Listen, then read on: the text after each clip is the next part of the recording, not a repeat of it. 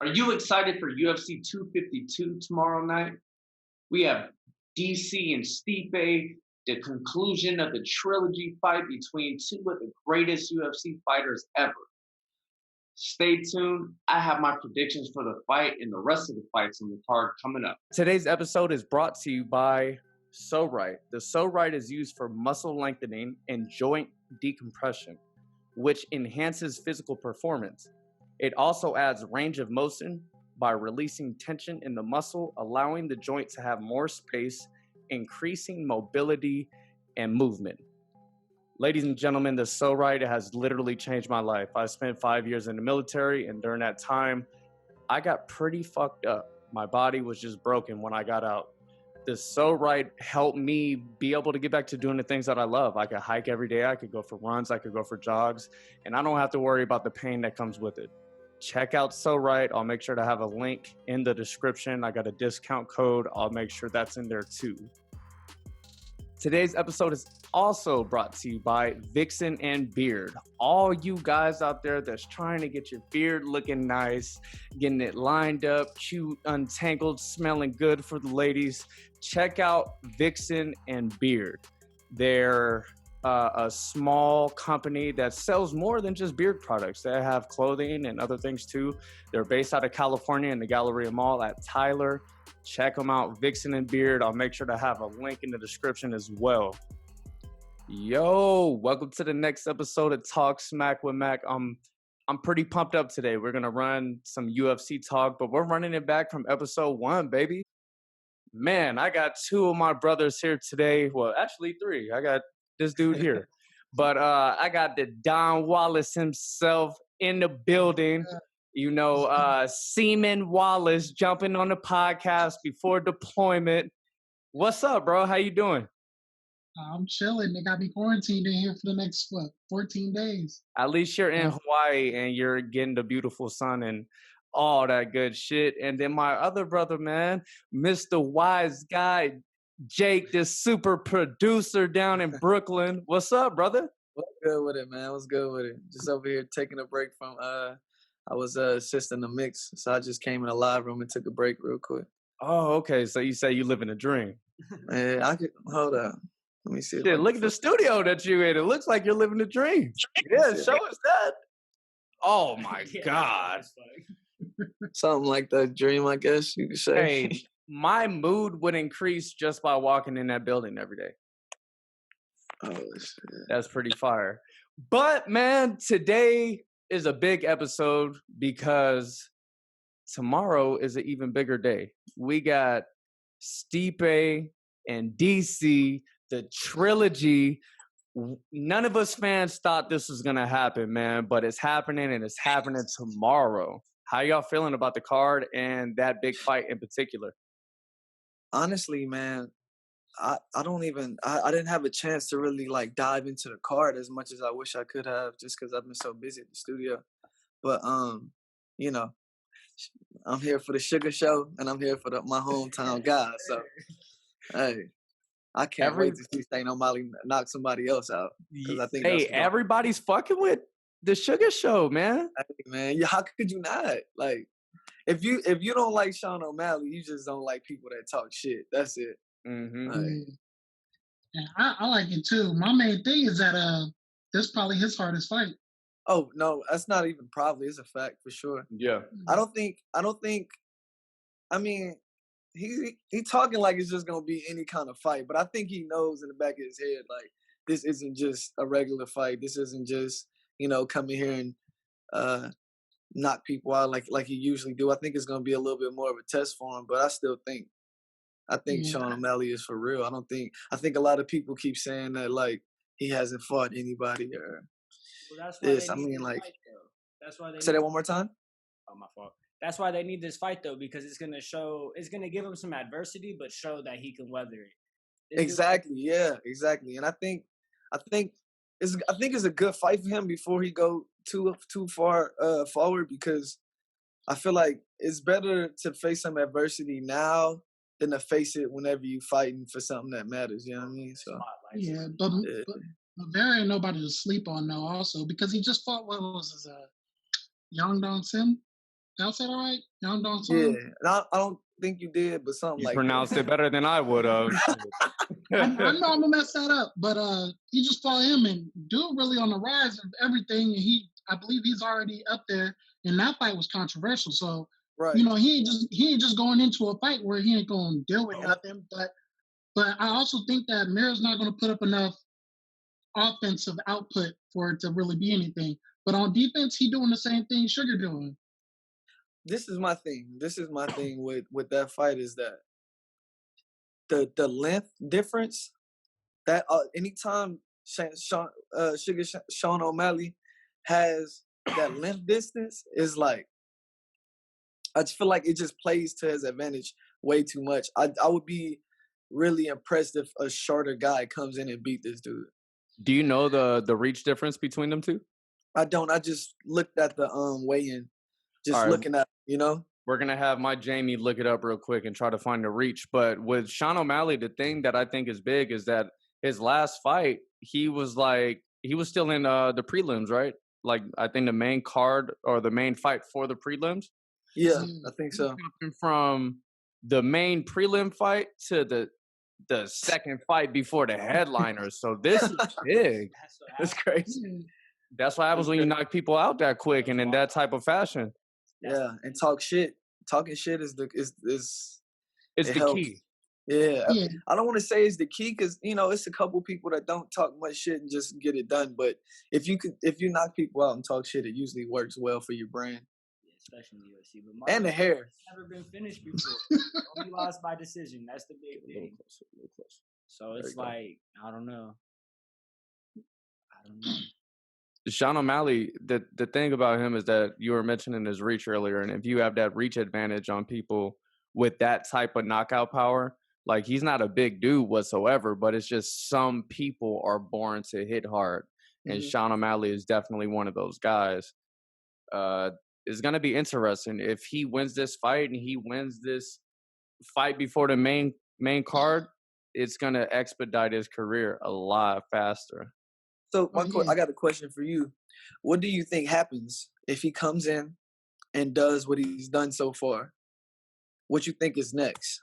All right, so right now, what rank is Sean O'Malley? He's 15, yeah?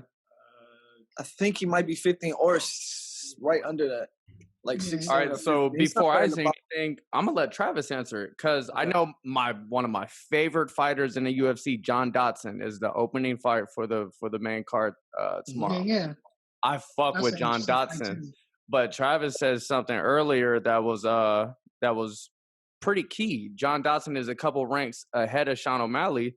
If John Dodson loses and then Sean O'Malley comes in and just fucking looks amazing and knocks homie out with ease, I'm thinking there should be no reason why he doesn't go from 15 to the top 10 or even like the top 7. See, he could do that, but once he gets to about 8 to, I don't know, bantamweight has a lot of people, a lot of dogs up there, so it's kind of hard to.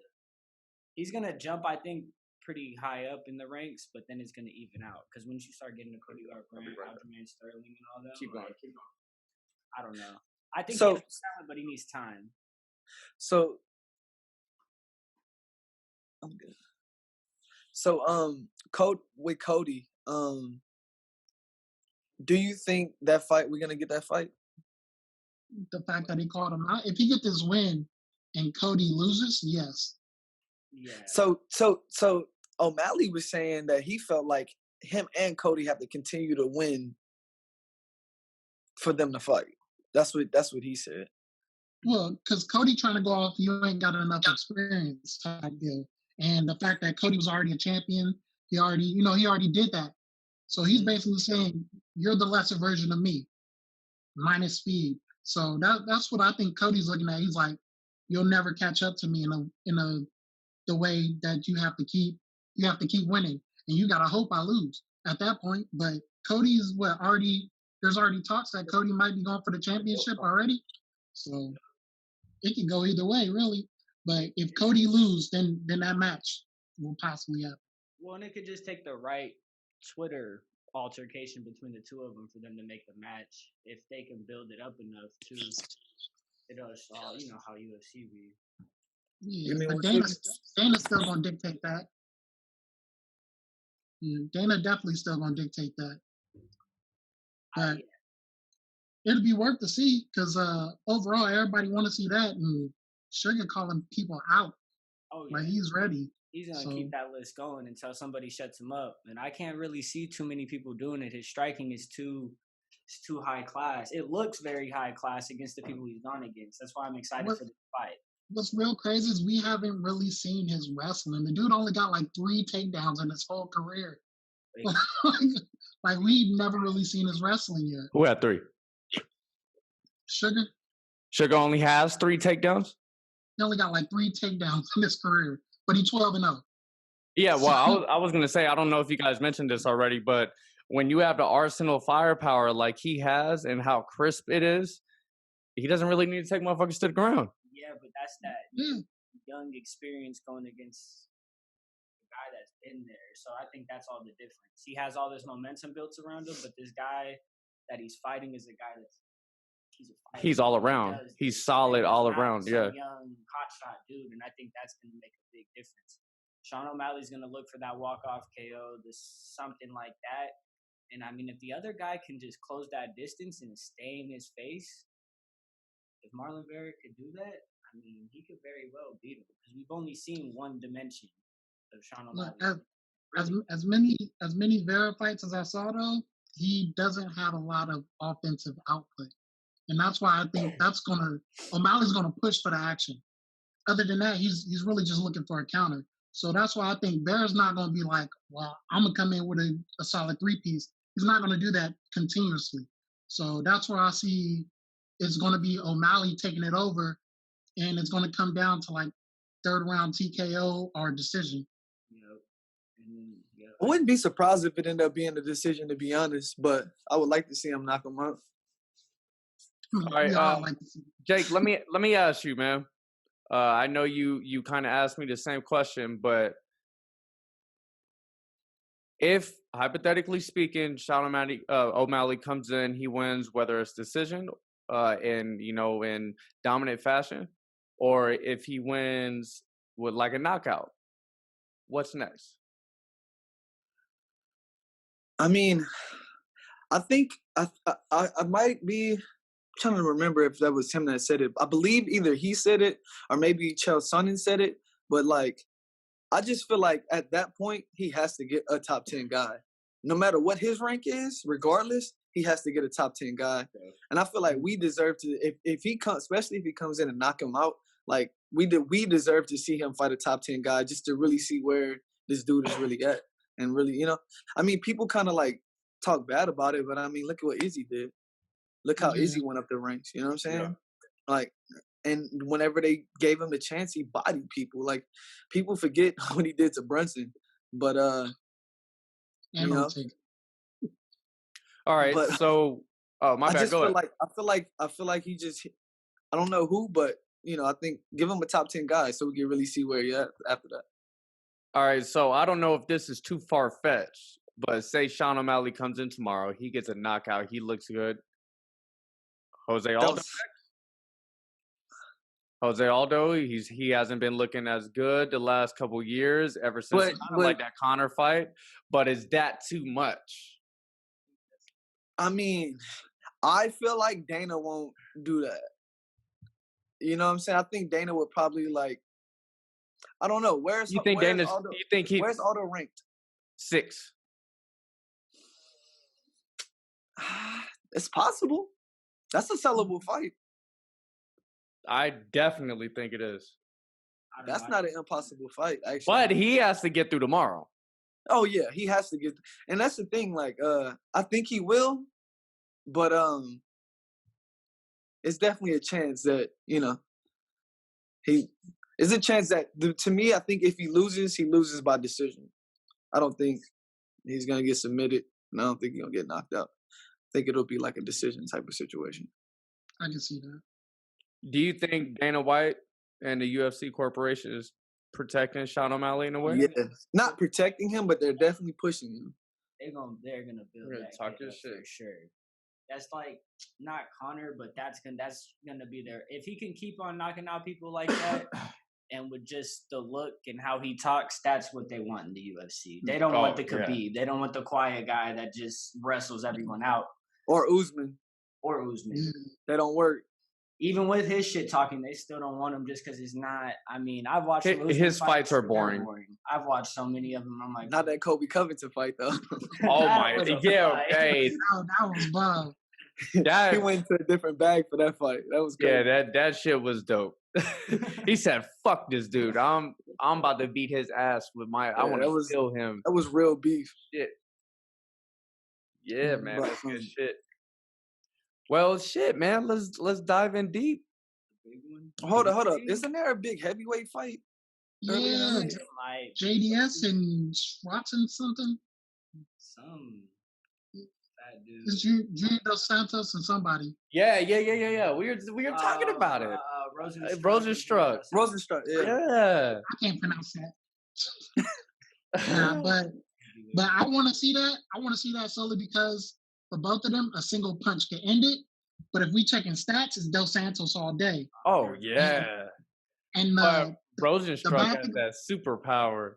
But one punch can change that whole thing. On top of that, he coming off a huge loss off of Nagano.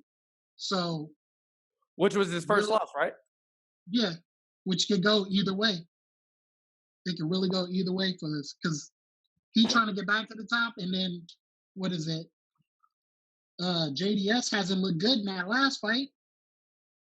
So, because I believe it was Curtis Blades, outstruck him and everything too.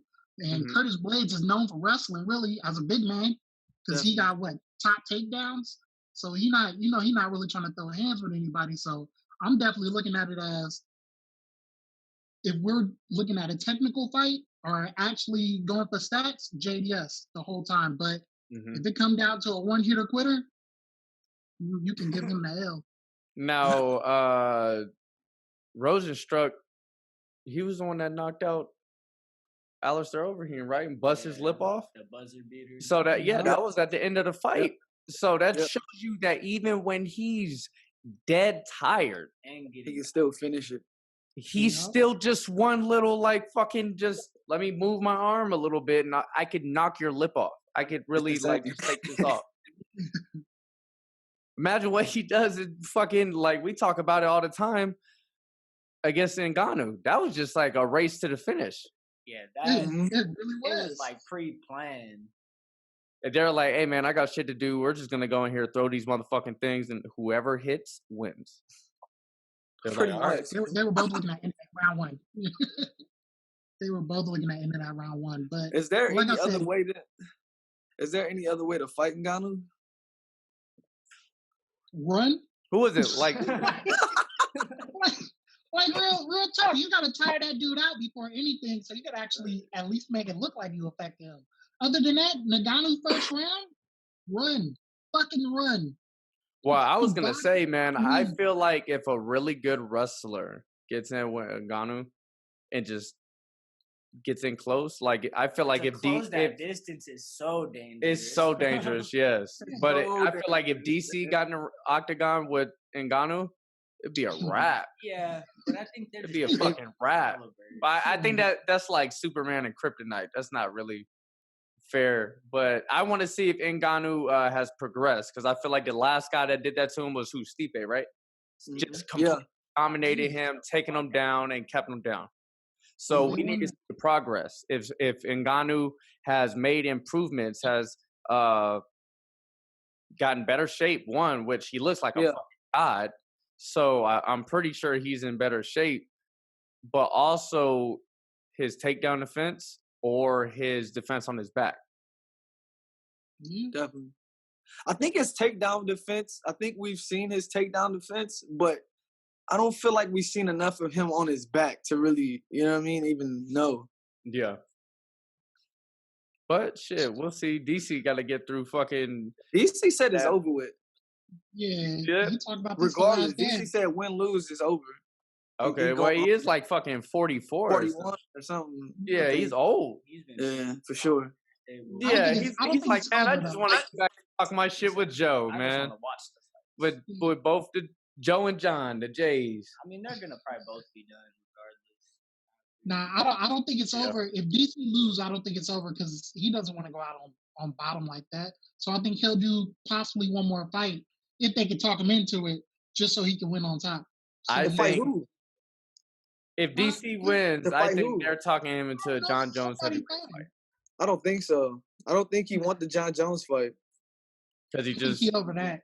Yeah, Yeah. he He over said, that. I don't know. Have y'all seen any of the press stuff that DC been doing for the last week and a half? no, I haven't. It's very like trying to, how you say, like trying to set up his own narrative for his retirement and for his Yeah. career. He's been really like, you could tell, being Selling really it. deliberate and really like, I don't know how to explain it, but like like when he speaks, he's speaking like somebody that already retired. Yeah, I Do get you that. think he's in it mentally? I think I mean, the way he's talking, he said is like, he said, you could only be the greatest in the world until you're not. And basically, that's gonna happen no matter who you are because of age or whatever. And it Yeah. seemed like he was just saying that, because of age and stuff like that is just getting too much. And he was also mentioning like the other things that he have to occupy his time outside of the UFC career that he looking Yeah, forward to that's true. doing and spending time with his kids and stuff. That's true. And I'm sure after this year, having to be separated from his kids the way he did to train for this fight and everything, I'm sure, like, I don't know. Like y'all said, like, you never know. He actually was answering a question about Dana bringing a Brinks truck for the John Jones fight. But he was like, yo, like, I'm not interested. Yeah. Yeah, So I we'll get see. that. Things change for sure. Things change. I mean, My shit, whole thing is, we might get Khabib and GSP. So who knows? You know what I'm saying? Anything is possible. yeah, I but put that on my Instagram. That'd be I think you wild. sent it to me, matter of fact. Nah, but my whole thing is his legacy should end on top. And I get this his last chance for it because Stipe already said he's not retiring during that press. But as far as it goes, his legacy being how it is, do you really want it to end with the L? Nah, for sure not. Yeah. But I mean, what else could he do? Well, who would he fight after that? He don't want to fight for nothing else but a belt. That's literally what he said. I don't know. Maybe a Derek Lewis, somebody he could try to tire out again. But other than that, I don't No. really. He's I not don't really fighting know. Derek Lewis. That's the thing. We don't want to watch I don't anything really know. else. And the heavyweight division is DC, John Jones, if he's moving up, whatever the fuck he's doing. That's it. Stipe, and I already said it. Ngannou. Nah, he already said he's not fighting Ngannou at all. Yeah. He's not I fighting think at he'll beat all. Ngannou. I think he could beat Ngannou, but I don't know. Oh my God. I don't see. I really think this is the last one for DC, no matter how it goes. Yeah. I mean, it's probably because we stuck to the storylines of it. That's why we only picking those certain people. But yeah, pretty much I can see this. So the real question is, who y'all think gonna win? Go ahead. Wally, go ahead. Y'all take your pick. As much as I hate to say it, Stipe. Why? and I'm only saying that because we know it's gonna go multiple rounds. And the thing is, I think DC's really gonna wrestle this time. He knows he has to, but it comes down to the eye pokes for the past two fights. It also come down to standing up because Stipe's a better striker. But when it gets taken to the ground, Stipe actually has defense. And we know, DC is Mr. Olympic and everything. And once he get on top of you, it's really over. But as far as it come down, we look at fight number 2, which I think DC was winning. Other than that, he got gas. He said he's working on his cardio and everything this time, but it still comes down to Stipe held out the whole time. And when they stood up, Stipe took advantage. So that's why I think Stipe might take a decision. Okay. Neither one of the first 2 fights went to decision, so that's big. That's a big. bold, yeah. All right, Jake, what you think? I mean, you already know what I think. I got to go with my hometown guy. I'm going with DC. And to me, I don't necessarily. Everybody keeps saying that Miocic is the better striker, But my question is he? And with this matchup, is he the better fighter as far as like DC? I mean, Like he just said, DC was beating, like DC was busting his ass for 3 rounds. yeah, it's And he made heavyweight. now he definitely, like, DC actually said, like, he was like, I couldn't like my body couldn't react to what I wanted to do because I was too tired. Yeah. But this is my thing. But he also said you only get one chance to make that adjustment with the body shots. That's not gonna be there no more. So Yeah, that was let's sweet, be honest. Let's be honest. Even though DC was tired in that 4th round, you take away the body shots, what Miocic would have had. He still didn't have nothing. I mean, they both throwing leg kicks too, so. I mean, I think DC mistake was not taking it to the ground in that round, but you know, he was being hard-headed about it or whatever. He wanted to prove something. He tends to do that. He does that a lot of times in his career where he's like, man, fuck that shit. I'm beating his ass standing up. You know what I think it is? I honestly think it's the whole idea of we all know how great DC is, right? But most people don't even care about Daniel Cormier. You know, or like the people only see him as a dude that can't beat John Jones. Like literally, I know a lot of people that dog him and say, "Oh, he always getting beat up," and I'm like, "What?" Crybaby, probably. Yeah, but so I think in those moments he tries to make big moments for his career to just, you know, to make his name go crazy. But I don't know. I still think DC wins this fight. I think DC is more focused. I feel like it could obviously go either way. We all know who Miocic is. Doesn't Miocic have the record for the longest? He was the longest standing heavyweight champ or something like that. I think DC took that from him. Like, we all know who these two dudes are, but I still, obviously my heart goes with DC because he's from where I'm from. But at the same time, I really feel like he's gonna win just based off of the last fight.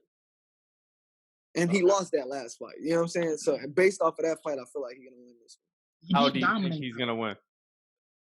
What you mean by how? Like what? Like by? Do you think he's gonna knock him out? What do you think? I don't think he's gonna knock him out, man. I feel like the elbow was just perfect timing, man. That shit was crazy. But I don't think he's gonna. I think it could go decision and he'll win. Oh man, you guys keep going decision. The first 2 fights didn't go to decision, so I'm interested. And they both was weird shit. What you think, Trav? I'm gonna go DC, just because, like you were saying, the last fight he was dominating, and that hook on the exit from the clinch was landing every single time, and like there wasn't much adjustment as far as I felt like defensively on Stipe's end. He got that body shot and it worked, and he went with it. Yep. And I mean, you add the dimension if he wrestles him more, I just think he wins. I don't know. And it just sounds right. It just feels right saying it, you know. So I guess this is how do y'all feel about Stipe Miocic? Like, how do y'all? Because I have to like watch it from that perspective. Because I always watch it from DC's perspective. But how do y'all feel Miocic did in the last fight before that 4th round? Like, how do y'all feel like he was underperforming or he was performing like at his level, or you know what I mean? Like, was Miocic not at his best in them first 3 rounds, and that's why it looked like that. That's I guess something to consider. But he was competitive. I think he did great. So I look at it like this: this dude is in the octagon with arguably somebody that should be on the Mount Rushmore of UFC, of MMA. Daniel motherfucking Cormier. Facts. And he went in there, DC was dominating, but he made adjustments. And by making adjustments, he got a knockout. To me, that shows that he was so fucking sharp up here, regardless of what happened in the first 3 rounds. Yes. He was calculating and just fucking just double checking everything he was looking for. It was like, I picture a silhouette, right? And you know, on like video games, it gets red when it's, you know, gets close to danger. He just found that spot right in the right rib, throwing that left hook right when it hit, and he like seen. You can see it in his eyes. Yeah, he was like, oh my God. His body didn't move, but it was like, Oh my God. And he was like, boop, hit him again. It didn't even look like he was hitting him hard. I don't know. I just think at this point, though, this is the third time they've fought.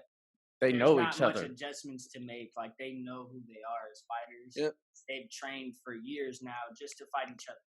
Mhm. Basically. Training camp. So it's like, at the end of the day, it's just going to be, in my opinion, overall, both fights, who was doing better. And I just think it was DC. I'm not going to take anything away from Stipe because that fight and that underdog, the comeback win, I thought that was awesome. That was amazing.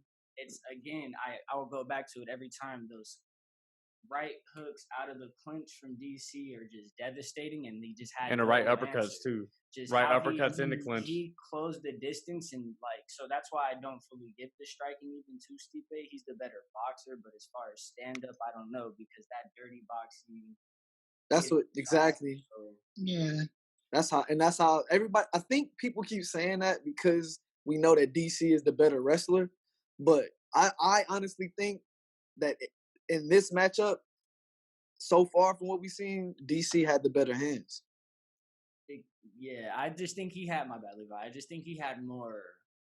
Exactly. It's just a matchup thing. Like, if you go just normal, like, who's the better stand-up, it could be Stipe, but just how, I don't know, but just how it was happening every single time he got in there, he got his punches and he got out. Yeah. Yep. So I'm gonna go with DC too. So yeah, you're the odd man. Hey, you gonna look like the man if you win, Wally. Hey, you're gonna look cool, and we're just gonna be like, yeah, I told you. And if Stipe wins, Wally gonna be like, I fucking told y'all, I told you. Talking all the shit. Yeah, man, but no, I'm gonna go with DC because pretty much what you guys said. A lot of people don't understand how DC fights, man, because he could be kind of boring to a lot of people because he comes in and he's gonna like hand wrestle with people. I love that, man. Me too. When I went back and I watched all of DC's fights on the UFC Fight Pass. Hey, good look on that, by the way. Hey, it's amazing, right? Yeah, oh man, hey, check out the UFC Fight Pass, man. It's only like $10 a month. That thing is the shit. They tell UFC you need a sponsorship. I know, right? Goddamn, I'm talking about him so much. Oh man, but where Dana White at, bro? Straight up, I think DC is one of the coldest clinch fighters in the heavyweight division, light heavyweight too. Because when he gets in there and he starts to hand wrestle everybody, mind you, DC is like 5'5". Dude's short. Well, realistically, DC is like 5'10". That's my height, man. And he's fighting dudes that are like 6'5". What's Stipe? How tall is Stipe? 6'5", right? He always has the reach disadvantage. And he eliminated that weakness in his fight game by mastering the fight in the clinch. Yeah. That's solid. Hey, so what you calling then? So I've been thinking about this too. All of you guys said decision. You said decision, right? Yeah, I was thinking this. I think DC is gonna win by ground and pound. Ooh, I ain't consider that because he did say he gonna wrestle him. Yes, sir. So I don't know what happened to Wally. His face is gone, but somebody calling me. Oh, hold on. I declined. Oh, he's back, folks. So I don't know what round, man. I was thinking about that. I think it's gonna be the third or fourth round, maybe the fourth round again. It's gonna end in the fourth round. So you think we're gonna still at least get a deep fight, no matter what? Oh yes, I think these guys, their legacies are on the line, both guys. And if DC loses, this is what I wanted to ask you guys. Do you guys all think that DC right now is on the Mount Rushmore? Yes. I do. I do too. People argue, but I do. And, I'm biased. All right, now let me ask you. How many double champions we got? If DC loses, do you think he's on the Mount Rushmore? Yes.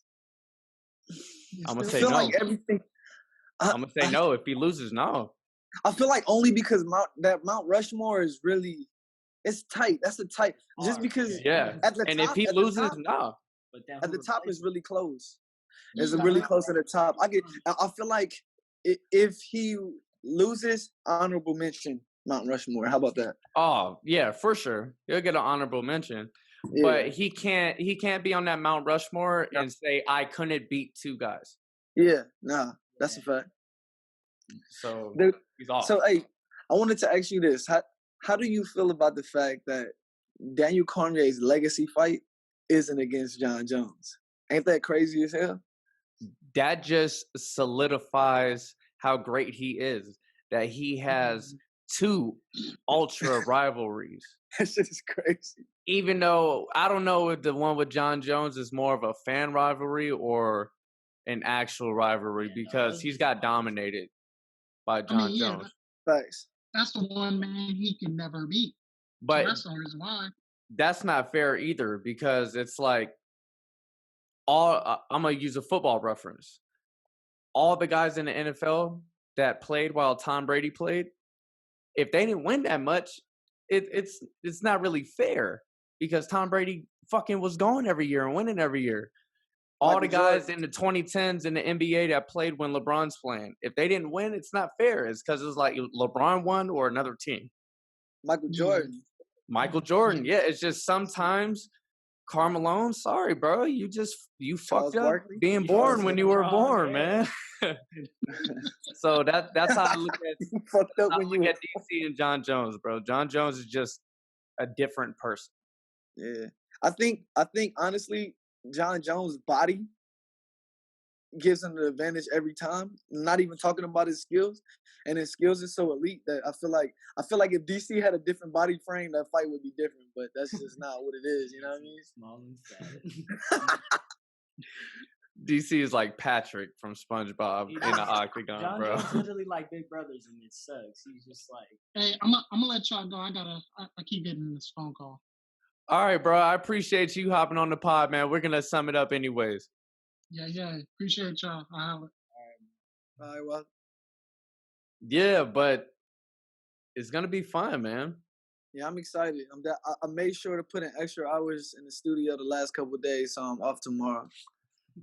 Man, I'm trying to talk him into going into work late just so he could finish the fights. Because please explain to this dude that this isn't just a UFC card. This is the last fights for one of the greatest fighters ever and a legacy fight.